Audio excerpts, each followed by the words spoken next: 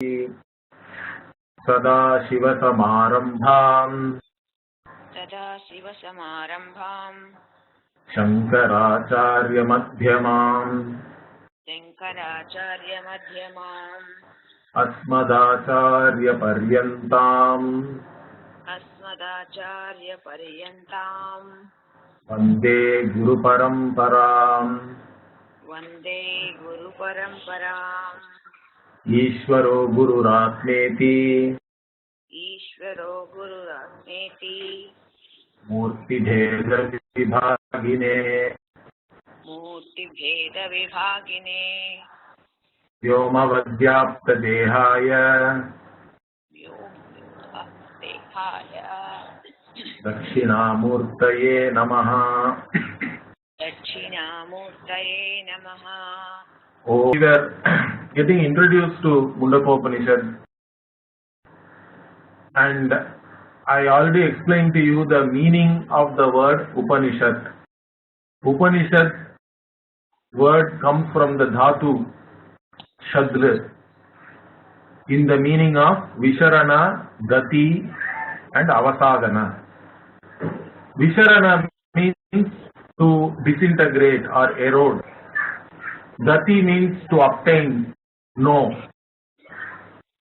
get. All these things are Gati. Then Avasadana means to destroy completely. Now how does this Upanishad come in all these meanings if we analyze? Because the Shad Dhatu comes with Upa and Ni prefix. Upani Purvasya Shadla is the Vyutpatti here, and there is a Pratyaya also. Kartari with Pratyaya comes.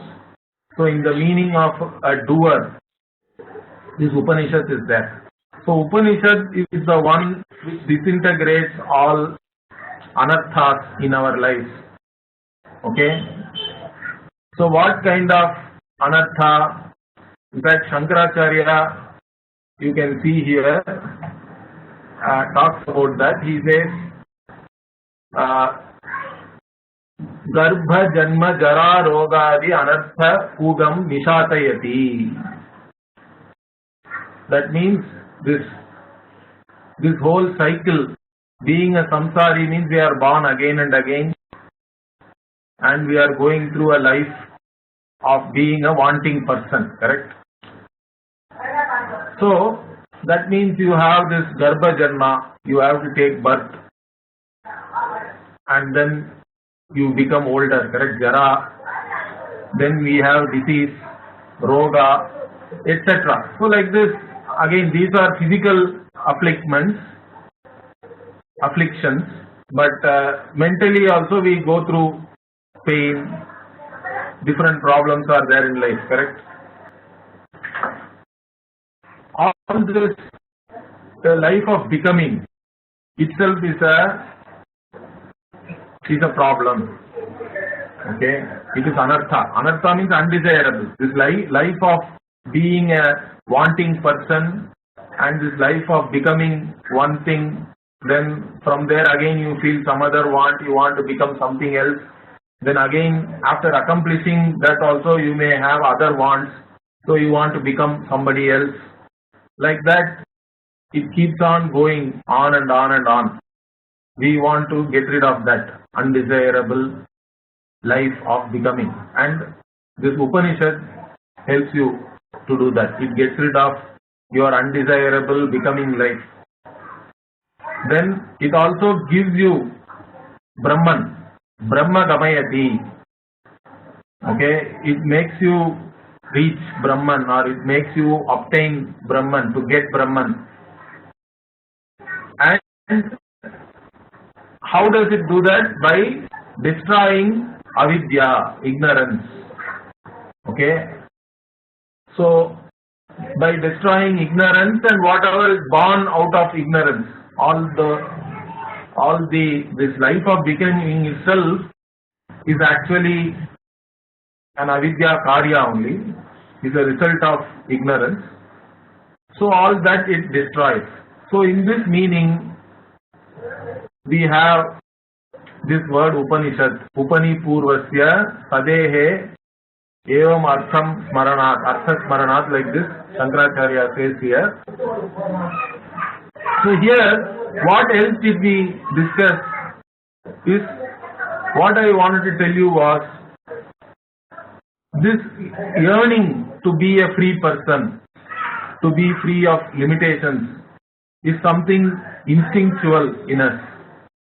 Since it is an instinctual thing, which is there naturally, that this urge to be free from all limitations, there has to be a solution for that also given in this universe, because we are born in this jagat, in this universe, and we have urges like hunger, thirst. Even for breathing we require air, means it is available, correct? We require breath. Without breathing we can't be. So all that is given, correct? Everything is given to us so that we are able to lead a life here. Similarly, this natural urge to be a free person, free from all limitations, also should be having a solution, has to be given. And that is this Upanishad. This Upanishad also is given by Isvara, like all other things. Okay? This Upanishad is given, and we have to recognize the giver, and more importantly, this teaching tradition. So, what I was telling is, this knowledge is given, and in fact the knowledge is given along with the teaching tradition, the teaching methodology. There is a sampradaya, and this sampradaya starts right from Isvara, and then it flows through different rishis, and there is a parampara, there is a lineage of teacher and student and teacher and student, like that. It is an unbroken lineage right up to your own teacher and right up to my own teacher. Like that, the sampradaya has started and the lineage is there, this parampara. So that is also shown in this Upanishad. In fact, the beauty of this Upanishad is it starts with that only. The first mantra itself starts like that. We will see the meaning as we go ahead. So the sampradaya has started, and this knowledge which is freeing us from all limitations, all undesirable things which we face in our life, which makes you free from all dukkha. Okay. Shokam tarayati and all we say. Atmavit shokam tarati, like that Upanishad Vakya is there. The one who knows himself crosses all sorrow. There is no more sorrow, because you don't look upon yourself as a wanting person anymore. So that is the result, that is the phalam which the Upanishad gives. In fact, in this Upanishad itself, later on it will say, Brahmavid Brahmaiva Bhavati. Brahmavid, the one who knows Brahman, becomes Brahman. Now this is also again a very, very important thing to understand, because already I have been telling you, the limitless or the infinite cannot be produced newly, correct? Then it won't be infinite anymore. If anything produced in time will go away with time, because time itself is created. Space and time are created. Akasha and Kala are also creations, are part of creations. Anything in space-time has to go along with space-time. It cannot be eternal. It cannot be nitya. It cannot be limitless also. So that which is the basis for this very space-time. This space-time itself is manifest from which vastu, from which object, you can say. Vastu means in general it is object, but from which consciousness. That consciousness we are talking about. Okay? And that consciousness is free from even the space and time. And that cannot be created newly. Or you cannot reach it in space also. Like you go from Delhi to Calcutta, or Chennai to Bombay. It's not a place you reach. It's not that you go to Golok Vrindavan and then Brahman is sitting there. It cannot be like that. Then if Brahman is confined to only Golok Vrindavan or Vaikunta, then Brahman is not limitless again. It cannot be. You cannot confine it to one physical location. You cannot confine it to a period of time. So this limitless cannot be produced newly. It cannot be attained by reaching some place. It cannot be attained by cleaning something also. Like for example, let us say, like recently in Thiruvananthapuram, for many years they didn't know that gold is there, correct? The Vigraha is actually gold, but it was covered with all the Alankara and all that for many years. Then once when they cleaned it up, they did some Abhisheka and all that, they then saw gold. It's all gold. So once the gold Vigraha was revealed, then many people went to see, have darshan of Lord Ananta Padmanabha Swami. Like that, you cannot have a Brahman, limitless Brahman, which is having covered by some dirt. So if you clean that, then you will attain Brahman. It's not like that also. So Brahman cannot be something which you don't have right now and then you have to attain it later. It is not a sadhya vastu, understand, because the important thing we have to understand is whatever you can achieve with your action, with karma, are all something which you don't have right now. Okay? What is achieved through sadhana, a means like karma, action, is purely something which you don't have right now. So the sadhana sadhya is very familiar to us. If you want to go to some place, then you know the means to do that. You can take a bus, you can take a train. So again, for a particular sadhya, for a particular end, there can be many means, correct? And that is the nature of action also. So you can take different action to attain the same end, to attain the same result. And that result also, in the case of karma, is something which you don't have already. So normally, we are used to this sadhana and sadhya in our life. So we desire a sadhya and then we find out a sadhana for that and then we use that means to get the ends. This is our normal life. And whatever you gain like this is all limited. Okay? And limited, by adding limited things, we can never get to the limitless. That means limitless cannot be attained newly. That means you already are the limitless. You are the limitless right now. When you are listening to me, you are already the limitless. That means it is a siddha vishaya. Okay, it is already gained. You are already that. But you are again gaining it. So it is a siddhasya sadhyam. Okay. So obtaining that which you are already, obtained, gaining something which you have already gained. Now how is that possible? That is possible because you have lost due to ignorance. If you have lost something due to ignorance, then you can gain it through knowledge. So if you want to gain something which you have already gained, then the only way to do that is through knowledge. So siddhasya sadhyam.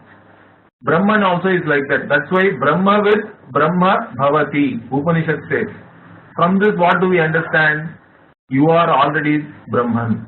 Because only you are gaining Brahman or you are becoming Brahman by knowing that you are Brahman. That's all. You don't have to do anything.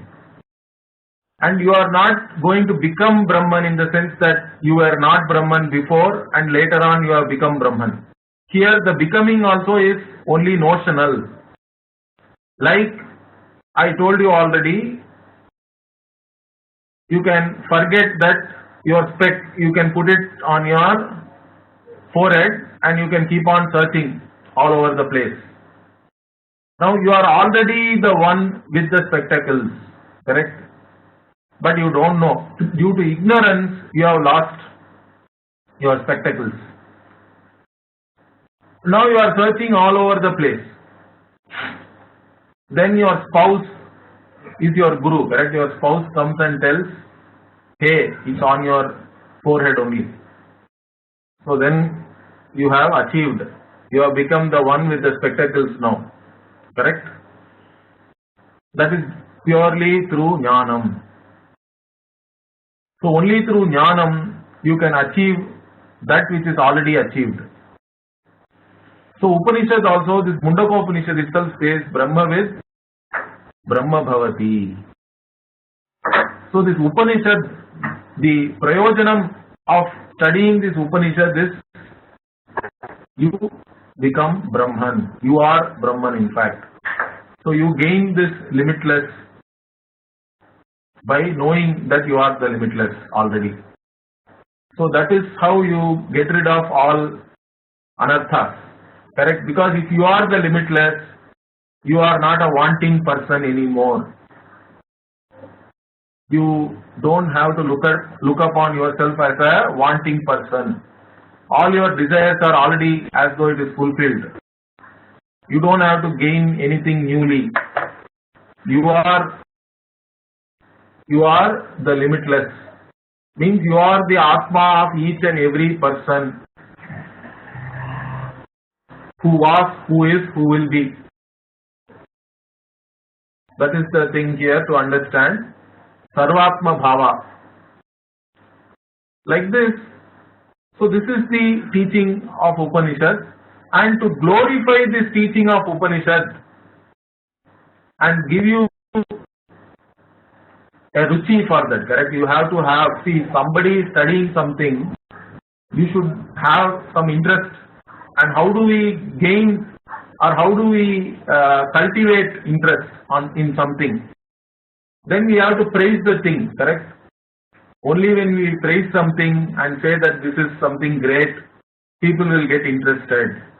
Like that, generally in the beginning of any Upanishad or any text, we praise the prayojanam, correct? Whatever you are going to get from this knowledge is great, something which you should have. Like this we praise. So that is what also is done in the beginning of this Upanishad. In the first verse itself we will see that. So Upanishad word meaning we saw, and why we should study this textbook to learn about ourselves. That is another important question, because there is no other means of knowledge to know yourself. The regular means of knowledge which we use, like pratyaksha or anumana. Okay, pratyaksha is sensory perception, anumana is inference. Again, there are other types of inferences are also there. We call it arthapatti. Then upamana is there, comparison. Then anupalabdhi, cognizing the absence, also is a means of knowledge, we count it. Now all other means of knowledge are only helping you to know something other than yourself. They are all giving you objective knowledge. They don't talk about the subject, or they don't reveal the subject, because the subject need not be revealed also. The subject is self-revealing. The subject is presupposed in the with reference to any knowledge. If you take any pramana vyapara, as we call it, correct? If you operate a means of knowledge, then the knower is implied. The knower has to be there already. The knower is the one who is using the means of knowledge to know something, some object. So now we are all the time in our life used to knowing things other than ourselves, and we take ourselves for granted. Now Upanishad is the one which comes and talks about you. Is that clear? It is about you. You have taken yourself for granted all this time. That is called avichara siddha. We have never analyzed about our own reality, who we are really. We took ourselves to be a limited person, but we don't like that. We cannot tolerate it. We cannot accept that. So we have a fundamental problem of self-non-acceptance, and we are struggling hard to get rid of all these limitations without suspecting that the problem is centered on myself. The problem is centered on myself because I take myself to be limited. And if the problem is centered on myself, the solution cannot be anywhere else. The solution cannot be by obtaining some things and keeping it with me, correct? The solution is not also obtaining different experiences or anything like that. The solution is to know my reality, because the problem is centered on me. The solution also has to be centered on me. Okay? So that is the important thing here. This Upanishad talks about your own Swarupa, your own reality, and this knowledge is not available through any other means of knowledge like Pratyaksha or Anumana or Arthapati. So Shabda Pramana has to be talked about. Now all your scientific mind will come. Now what is the proof that Shabda or Veda is a Pramana? Hey, don't ask for proof. A Pramana's proof is in using it. One Pramana cannot be proved by another Pramana. It is like asking, how do I prove that this font is some kind of a red color, correct? How do I prove that this is red? Can ear come and prove that the eyes are seeing correctly? Can your tongue come and prove that this red color? None of the other Pramanas can prove. In fact, at a very fundamental level, we are believing our eyes, correct? That's why somebody can be even colorblind. They will be seeing this color differently then. So, a Pramana cannot be proved because what it is revealing to us is anadhigatam. It is not available through any other means of knowledge. That is the very definition of a Pramana. So whatever Veda is revealing also, whatever the Upanishad is revealing to you is also not available anywhere else. That's why Brahman itself is called Upanishadam Brahma. This Brahman, this limitless, is revealed to us through Upanishad only. That's why it is called Upanishadam Brahma. The Brahman which is revealed through Upanishad. So, Upanishad is a Pramana, means the validity of a Pramana is in using it. There is no other way. And also, all knowledge is valid to start with. Understand this. Each and every cognition is, that is what we call Swatah Pramanyam. If we don't have Swatah Pramanyam, we will have infinite regrets. Because one cognition has to be proved by another cognition, means when will this end? It will become never ending. You cannot have any vyavahara. You cannot have any transaction in this world. So, until and unless it is proved wrong, that it is proved as an error, till then all cognition, all knowledge is taken as valid. That is our approach. Okay. So like that, even whatever Upanishad says is valid, because no other Pramana can anyway disprove it or prove it as wrong. So what the Upanishad says is knowledge. That's what we have to understand. That's what we have to understand by studying the Upanishad as a text. Upanishad itself is Brahma Vidya or Atma Vidya, and the text also is Upanishad, because the text only is revealing this Brahma Vidya to us. So there is a pratipadaka pratipadya sambandha between the text and the Brahma Vidya itself. And between Brahma Vidya and moksha, there is a sadhana sadhya sambandha is there. Because this knowledge is the means for moksha. Okay? So, all these things we have to understand. So, I hope it is clear that only by studying properly the Shastra, you can gain moksha. Because moksha itself is something which is already siddham. It's not something you are going to gain newly. It's only a knowledge that you already have it. That is the knowledge you are trying to gain.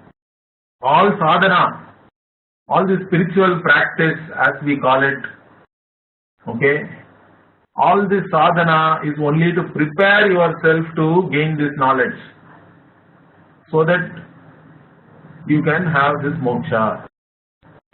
Knowledge itself is moksha in fact, because there is no time gap between this knowledge and moksha itself. As soon as you know, you have it. There is no, you don't have to do anything. See, certain cases, for example, asiddhasya sadhyam. When does it happen? If something you don't have already and you have to gain it means, first you should have a knowledge also, how to gain it. Then you have to do to gain it. Is it clear? So there is a knowledge also is required, karma also is required. But Brahman is not like that. Here only knowledge is enough. Even a whiff of karma is not required. In fact, Shankara here in the introduction itself, Shankara says that even there cannot be any connection between jnana and karma. Karma and jnana are like samah prakashavat, he says. They are virodha. Whatever you can gain through karma is only limited. But what you are going to gain through jnanam, this knowledge, atma jnanam is limitless. So they are not the same, correct? They are in fact, if you keep doing karma, it is not good for you. Particularly with the idea that the karma phala is going to somehow give you moksha. No karma phala can give you moksha. That is why even in this Upanishad itself, there is a categorization. Apara Vidya, Para Vidya. Like that it will come later. Now Rig Veda, Yajur Veda, Sama Veda, Atharva Veda, Upa Angas also. We have 6 Veda Angas are there. Shiksha, Kalpam, Vyakaranam, Niruttam, Chandas, Jyotisham. All these things are also called as Apara Vidya. All objective knowledge is Apara Vidya. All the scientific knowledge which we have today also is Apara Vidya. It is not, Para means you can say which is the ultimate, correct? So Apara Vidya means it's all lesser knowledge only. Then which is the highest knowledge? Para Vidya, ultimate knowledge. Yaya tad aksharam adhigamyate. The same Upanishad says later. That by which you gain this akshara. Akshara means that which is indestructible, this limitless. By that knowledge, if you gain, through which knowledge in fact you gain this limitless, that knowledge alone is Paravidya. All other things are Aparavidya only. Because any other knowledge which is in itself not complete and you have to do something to gain something means all that is Paravidya only. So even the Purva Bhaga of Veda, Rig, Yajus, Sama, Atharva, all the Vedas, I already told you last time, the Veda Purva Bhaga is like a supermarket. It is talking about different types of karma and what results you can get by doing all that karma. And any result of any karma is anyway limited. So first you have to have this Vairagya, this Nischaya, this discrimination that whatever I can gain through karma is not going to be good enough for me. It may be anything. You can become the president of United States, or later on in Swarga you can become Indra. Still it is not good enough. That kind of a discrimination you have to have, and you have to be having this fire in you that I want to be free from all limitations. That mumukshu, for that mumukshu, then all these things will make sense, correct? So for that person only this Upanishad is actually, in fact, Shankara is somewhat partial to sannyasis. In the introduction itself, Shankara says that since karma has got nothing to do with this moksha, those who have given up karma, correct? If you take our traditional varnashrama dharma, ashrama dharma, karma is actually given to whom? Brahmacharis do karma. Grihastha, they also do karma. So karma is enjoined for all these people. Even Vanaprastha ashrami also has to do some nitya karma. Then they can do upasana, which is all manasa karma. But sannyasi is one who has given up all karma. They don't have anything, nitya, naimitika, kamya karma. They have voluntarily given up all karma. Along with that, all roles also. A sannyasi is not even a citizen. That's why in those days sannyasis can go from one kingdom to another. Anyway, in those days there was not any passport, visa also, so they were all roaming around. So even today some sannyasis, sadhus are all there, they don't take passport and all that. Because that means you are a citizen of one country which is not correct according to them. So a sannyasi has given up even the role of citizen, and such sannyasis who have given up all karma, for them only this Upanishad is enjoined, correct? Those are the people who can study this Upanishad, like that Shankaracharya talks about. But even like people like us who are grihastha-ashrami, correct? We don't have to take up a life of sannyasa, but like Bhagavan says in Bhagavad Gita, we should still be karma yogi.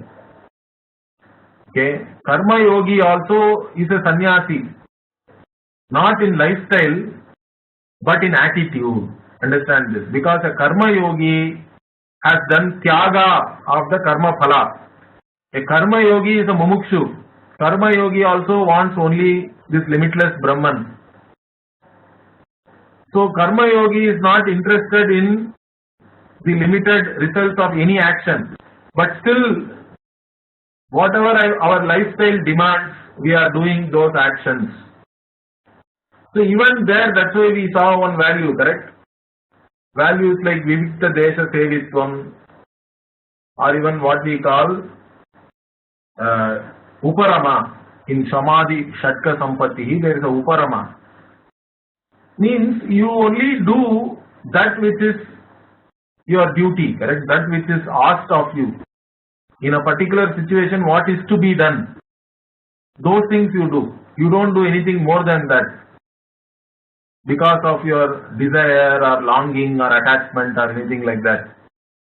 You are not going to start something huge because of some desire to prove something to yourself or others, or to obtain something thinking that is going to solve all your problems, or you don't have any fanciful ideas that only by obtaining something I am going to be happy. Such things are not there for also a karma yogi, because the karma yogi is no more interested in the results of any action. So karma yogi also is a tyagi that way. Karma phala tyaga you have done. You have not done karma tyaga. A sannyasi actually does even karma tyaga. Okay, because sannyasi also, but still sannyasi has to do some karma for the upkeep of the body, correct? You have to still live. For that you have to still do certain things. You have to eat. You have to go for bhiksha for that. So even in this Upanishad it says Bhaikshacharyaam charanti and all that. So people who are desirous to know this Brahman become sannyasis. Like that it is talked about in this Upanishad. So even though we don't take the lifestyle of a sannyasi, we have to be tyagi, karma phala tyagi. Then only this Upanishad will make any sense to you. The teaching of the Upanishad you can grasp. The teaching of the Upanishad only if you are very clear about the limitations of the results of action. That is a prerequisite. It's a very important thing that you have to analyze yourself and come to a firm conclusion, and then only this teaching of Upanishad will be helpful to you. So, even though Shankara says this is for sannyasis, Karma Yogi also can study the Upanishad, no problem, because for Karma Yogi also karma is not important, or karma phala is not important at least. We are also karma phala tyagi, but we are doing karma for our own antakarana shuddhi as a sadhana for gaining adhikaritvam, for gaining this qualification for this knowledge. We are doing karma to get rid of our own attachment to likes and dislikes, to be free of our likes and dislikes and have a certain mastery over our own mind. We are still doing karma, but we are not interested in the limited results of any action. We are also mumukshus, we want the limitless. And such people who are not interested in any karma but who are only interested in knowledge, in jnanam, they are the ones who are qualified for this knowledge. Is that clear? So, and in this context, Shankara says there cannot be any connection between karma and jnanam even in your swapna. He says, even in your dreams, you cannot have any connection between this Atma Jnanam and karma. In fact, this Atma Jnanam frees you from time itself. Okay? Because you understand that you are the very ashraya for this Akasha and Kala. You are the one on whom this space and time depend on for their very existence. You are that conscious being from whom space-time springs. That is you. And you are free from all limitations because the very space-time is created in you. You are, in fact, it is manifesting in you. You are the one who is manifest as the very space-time and all the things which are there within that. So that is the understanding. So those who are very clear about this, those who are not interested in karma and its results, the limited karma phala, they are the ones who are qualified for this knowledge. Okay? And that's how the Upanishad also, it will talk about the same thing later. There is a parikshya lokan karma chitan nasti akritaha kritena. Like that there is a Upanishad Vakya is there later in the same Upanishad. It talks about this same Nirveda Maya, means this dispassion. The one who has understood that no amount of karma is going to give me that which cannot be attained by karma. Correct?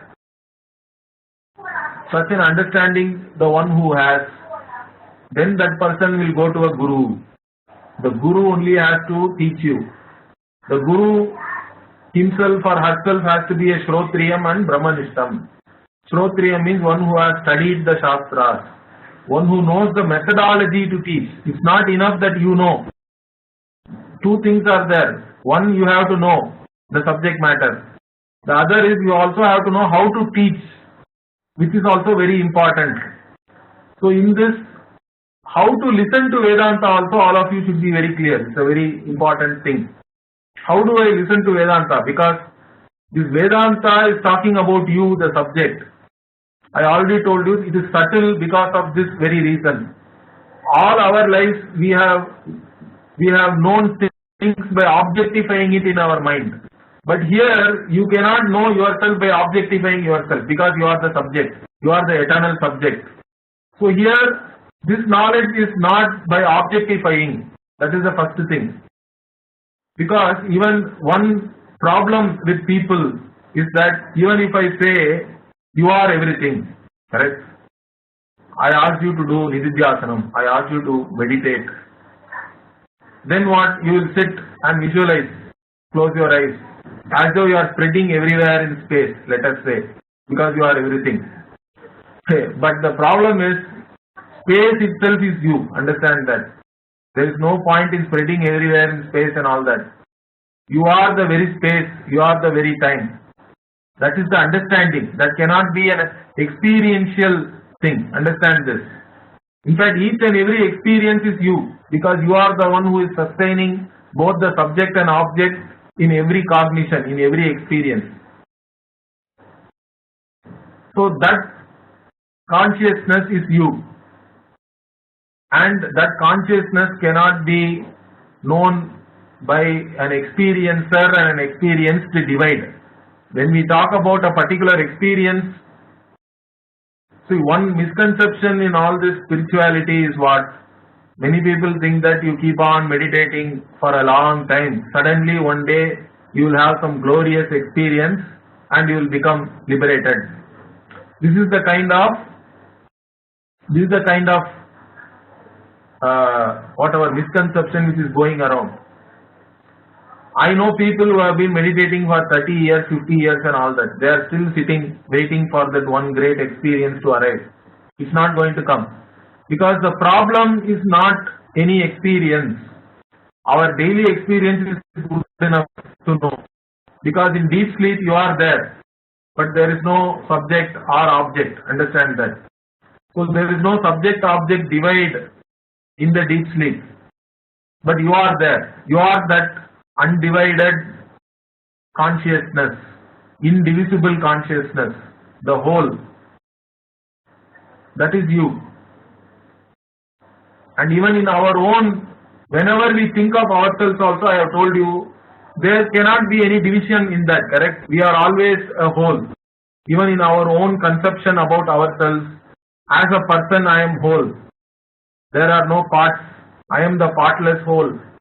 I am that consciousness. So you don't require any special experience to know this. It's only a question of giving up all wrong notions. Give up all wrong notions. That's all. That is what this teaching is.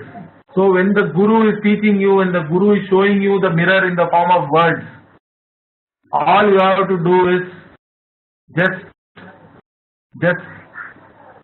listen to the Guru. Let the pramana operate.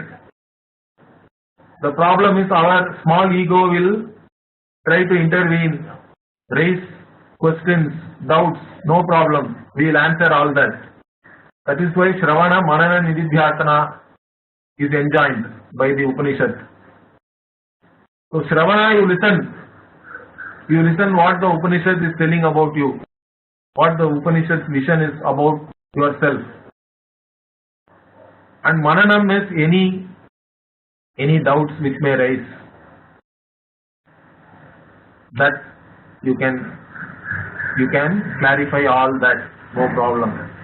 That's why we have a Guru Shishya Samvada. Even in Bhagavad Gita, Arjuna was having a Samvada, a discussion with the Acharya, Guru, who is Bhagavan Krishna himself. So we can have discussion, we can get clarity. But still sometimes we have habitual tendencies are also there. So we have to also keep recollecting this knowledge, whatever we have heard. Be with that always so that it becomes your nature, until it becomes natural. So that's all you have to do. Correct? You have to prepare yourself to gain this knowledge, and you have to be established in this knowledge.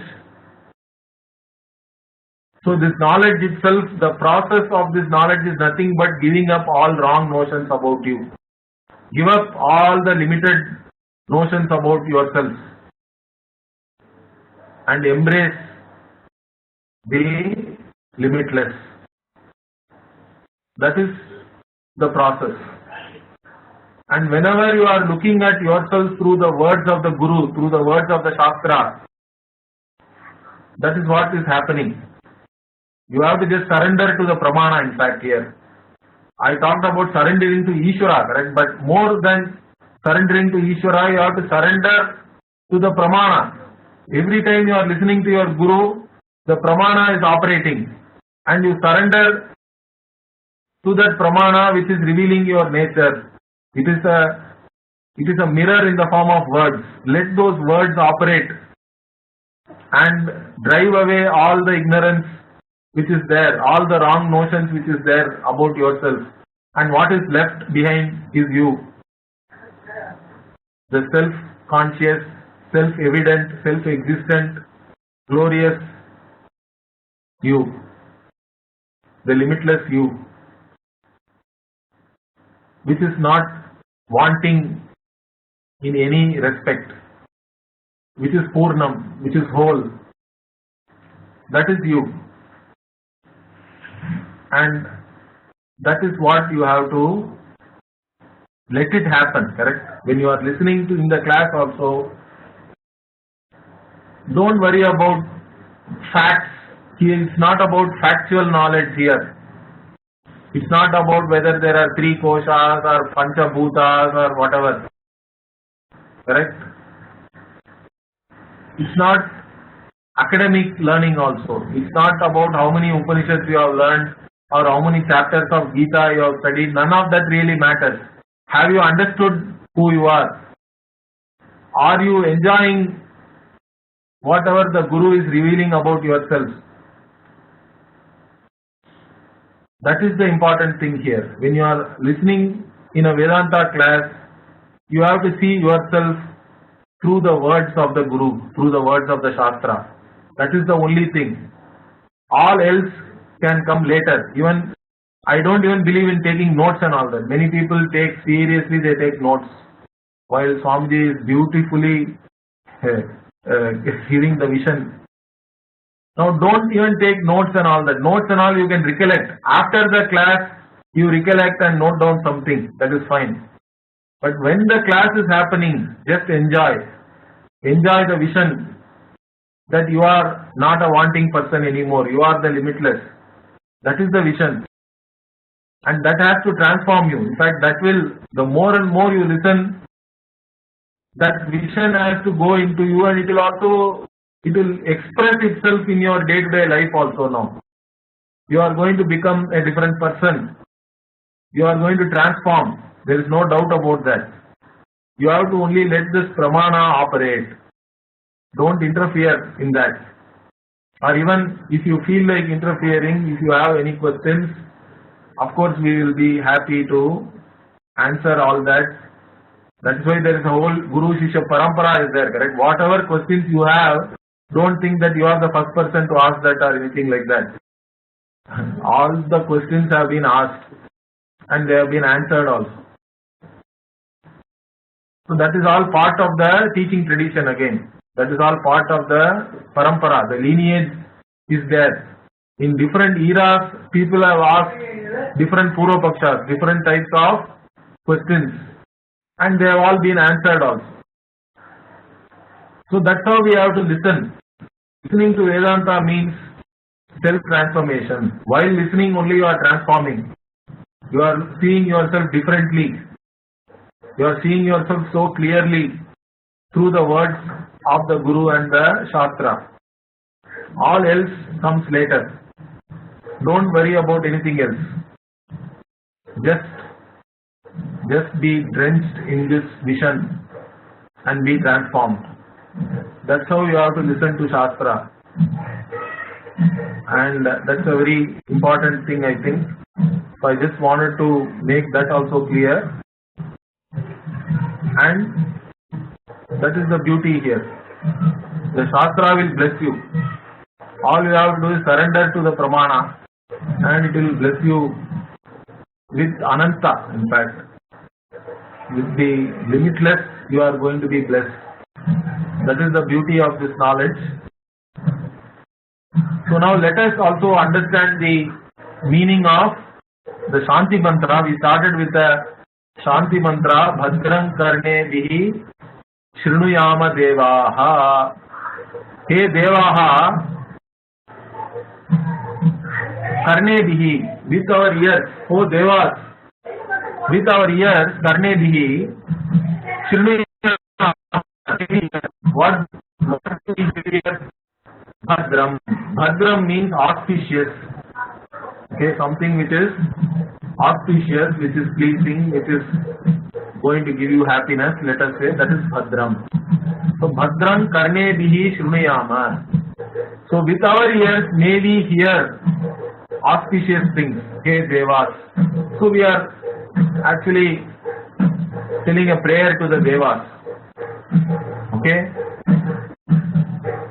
And again, for general people, auspiciousness may mean many things. But for a mumukshu, what is that? You have to hear the Vedanta Shastra only, correct? Shravanam, here, learning something which is auspicious, listening to auspicious thing means listening to the Shastra. So may we be listening to the Shastra always. That is how we have to take the meaning from the standpoint of a mumukshu. May we listen to the Shastra always. May we not be lazy or whatever. May there not be any vigna, any disturbance. Even though right now some disturbance is there, even that, let it go on in the background. Don't focus on that. Focus on what the Guru is saying. May we be able to listen to the Shastra without any disturbances. That is the auspiciousness for us as a mumukshu. So Bhadram Karne Bihi Shrunuyama Devaha. Bhadram Pashyema. Okay. Bhadram Pashyema means may we see auspicious things. Akshabihi, with our eyes.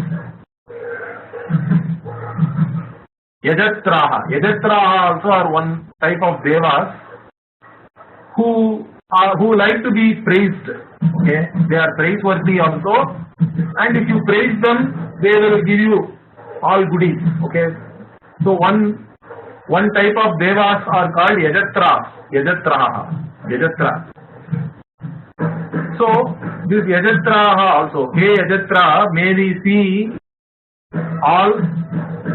Whatever we see also should be auspicious. Again for us, what is auspiciousness? May we see our own Swarupa. That Atma is Brahman. Nothing but Brahman. Nothing but this limitless Brahman is Atma. May we be able to see that. May we be established in that knowledge. That is auspiciousness for a mumukshu again. So Bhadram Pashyema is very important again. So there is a prayer there as a mumukshu. Then Stirair Angaihi Tushtu Vamsaha Tanu Bihi. So Tanu Bihi means with our bodies. Tanu means body. Stiraihi Angaihi. Again body with firm. Angas means what? Firm limbs and all that. Correct? You have a firm and healthy body. With that body, Tushtuvam Saha. Okay. May we praise you. Praise the Lord. Okay. Vesema. Devahitam Yadayuhu. So throughout this life, Yadayuhu. Ayuhu here is life. Vesema Devahitam. So again this life is given to us by the Devas, because we are propitiating the Devas. The Devas are also helping us, correct? They are giving good things to us. They are the ones who are responsible for rains. They are the ones who are giving us all this food.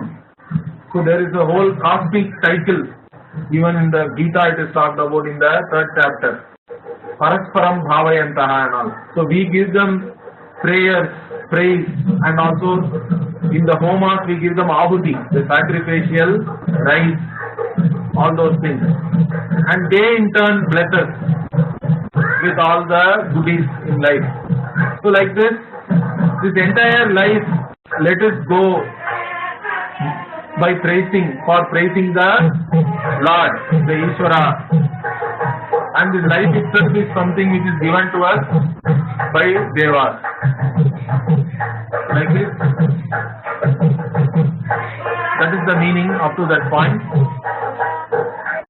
Then Swastina Indro Vrishashravaha.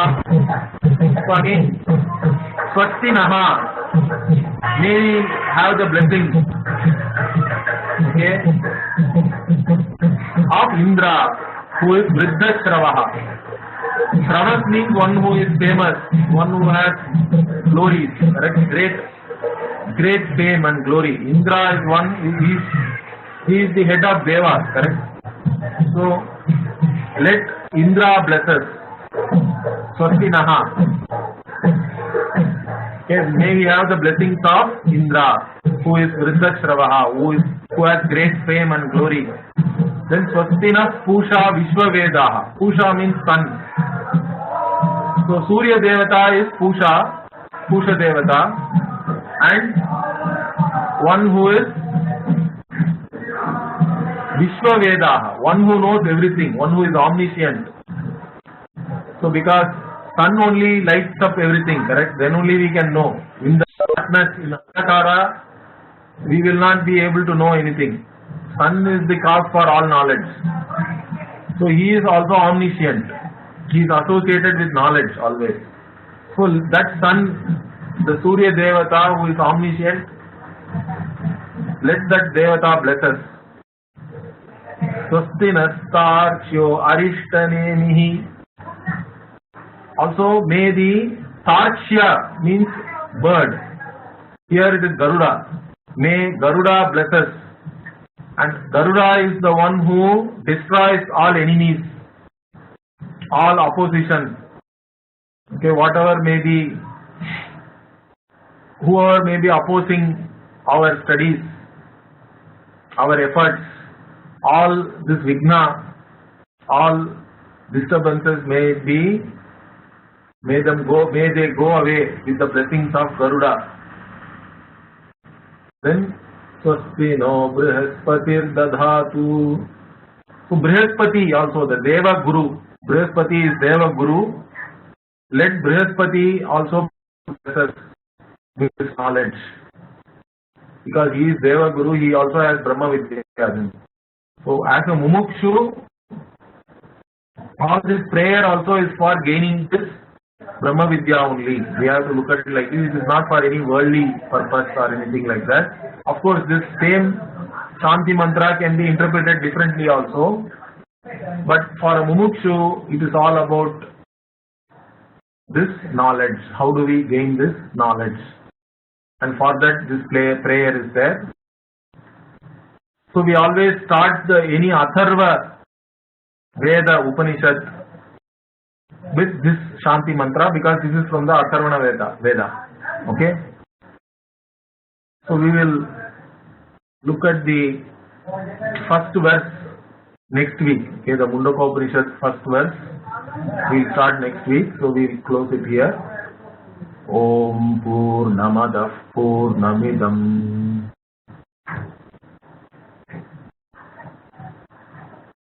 Purnat Purnamudachyate Purnasya Purnamadaya Purnamevavasishyate. Om Shanti Shanti Shanti. Om Shanti Shanti Shanti. Hari Om Shri Gurubhyo Namaha. Hari Om Shri Gurubhyo Namaha. Hari Om. Hari Om.